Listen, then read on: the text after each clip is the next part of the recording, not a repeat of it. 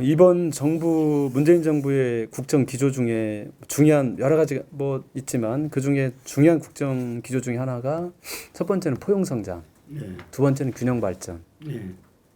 이게 굉장히 중요한 요소죠, 사실은. 그렇죠. 그래서 포용 성장은 국가적으로 취약계층을 포용하면서 사회적 약자들을 포용하면서 함께 성장해야 된다. 이런 포용 성장이기도 하지만 대한민국 단 한 사람이라도 소외되지 않도록 하겠다는 이런 포용 성장의 기조 맞기도 하지만 대한민국 단 한 지역도 소외되지 않도록 균형 발전시키겠다. 이게 또 포용 성장의 또 다른 의미이기도 하거든요. 그래서 균형 발전과 포용 성장은 이번 정부의 중요한 기조인데 지금 이번에 특례시로 정하려고 하는 4개 도시가 수도권의 셋, 125만의 수원과 용인, 고양, 그다음에 창원. 이게 100만이 넘어서 여기를 하는 거죠. 그렇죠. 여기는 이제 대폭 고난을 많이 주는 건데 결국 고난이 가게 되면 예산은 따라가게 돼 있고 예산이 많이 따라가게 되면 성장할 수밖에 없거든요. 그러면 대한민국이 지금도 불균형에 처해 있는데 지금 특례시로 정부가 100만 이상 가려고 하는 수원과 용인, 고양, 창원은 이제 발전이 되는 거죠. 근데 그동안에 광역시가 없었던 전북과 충북과 강원 이 세 곳은 이제 문화적이나 생태적이나 그런 건 모르지만 경제적으로 일자리 문제 이런 것들이 취약한 건 뭐 누구나 다 아는 사실이에요. 근데 그 이유는 뭐냐면 그동안에 구조적으로 광역시가 없었기 때문에 그건 분명합니다.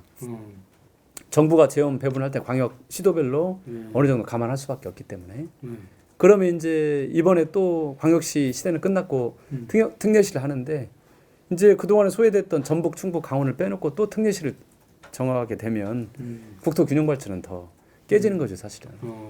그리고 앞으로 인구가 100만 넘는 도시들은 이제 앞으로 성남, 그다음에 화성, 수도권 말고는 없어요, 앞으로. 그러면 수도권 특례시만 계속 생겨나는 겁니다. 창원도 인구가 줄어들고 있기 때문에 인구가 늘어난 데는 수도권 말고는 없거든요.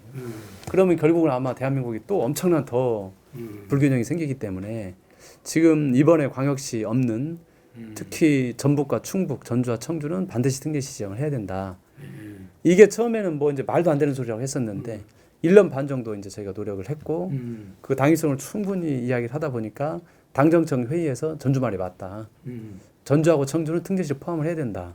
이게 이제 정부의 공감대, 청와대와 국회의 공감대가 어느 정도 지금 상당히 와 있어서 이제 이번 법안에는 전에는 원래 정부가 100만 넘는 도시들만 했는데 이번 법안에는 1호가 100만 넘는 도시들, 2호는 50만에서 100만 사이에 국가의 균형 발전, 행정 수요 감안해서 하겠다. 이렇게 좀 약간 진위를 본 겁니다. 저는 뭐 전주 때문에 그런 게 아니고 어쨌든 지방정부 차원에서 보면 꼭 필요하다고 느껴집니다. 사실은. 그리고 지금 사실은 광역의 역할보다 기초의 역할이 훨씬 커요. 그렇죠. 우리 행정단계가 중앙 부처가 있고 정부 부처가 있고 광역이 있고 기초가 있는데 실제 기초가 시민들을 위해서 가장 밀접해 있기 때문에 기초가 해야 될 일들이 사실 너무 많거든요. 그런 의미에서 보면 기초단체장 중에서 최고위원이 되고 최고위원에 참여를 해서 국회의원은 아니지만 입법 이런 데 굉장히 많은 영향을 끼쳐야 된다고 생각합니다. 이번 정부 와서 굉장히 많은 진전이 있었고요. 이번 지방자치법 통과가 안 된 것은 대통령께서도 여러 차례 말씀을 하시고 어쨌든 여당에서 굉장히 많은 노력을 했고 제가 압니다. 왜냐하면 거기에 특례시가 우리가 들어가 있기 때문에. 그래서 이게 이번 정부에 와서 뭐 성과가 없었다기보다는 정치 싸움이 변질되면서 이제 이게 벌어지고 있는 거지. 저는 이번 정부가 굉장히 노력을 많이 하고 있고 또 성과도 있었다고 생각을 합니다. 다만 재정분권 면에서 재정분권을 하면서 그 재정분권 권한을 광역에다가 너무 많이 준 것은 그것은 광역과 또 기초하고 또 싸움을 사실은 시키는 거나 마찬가지이기 때문에 2대 8, 2 중에서도 강력하게 많이 줬다. 예, 7대 3 정도로 지금 많이 왔는데 그 온 거를 광역에 권한을 많이 준 거죠, 사실은. 2대 8에서 7대 3이 그렇죠. 됐는데 예. 이 온 게 강력으로 거의 그렇죠. 예. 그러면 이제 광역하고 기초하고 또 싸우라는 얘기밖에 안 되거든요, 사실은.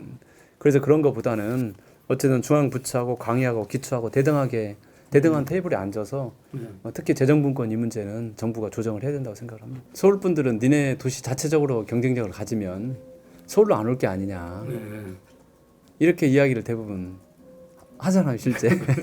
지방도 니네들 스스로 경쟁력을 가지면 일자리 니네 열심히 노력해서 만들면 뭐 당연히 안 올 게 아니냐. 근데 뭐 그것을 다 부정하는 건 아니에요. 그 말도 일부 맞는 것도 있습니다. 분명히 뭐 그걸 전체 부정하는 건 아니고 그 말도 일부 맞는 게 있고 그렇지만 또 수도권이 가지고 있는 엄청난 흡인력 그렇죠. 또 정부가 수도기 때문에 투자했던 이 수십 년 쌓이는 이 축적된 엄청난 그 투자에 대한 효과 이런 것들이 지금 발휘가 되고 있는 거죠, 사실은. 그래서 어쨌든 뭐 지방 도시들이 자체 경쟁력을 갖는 것은 뭐 당연히 가져야 될 일이고요. 이제 수도권이 가지고 있는 것들을 지방으로 분산시키는 혁신도시가 막 그런 거잖아요.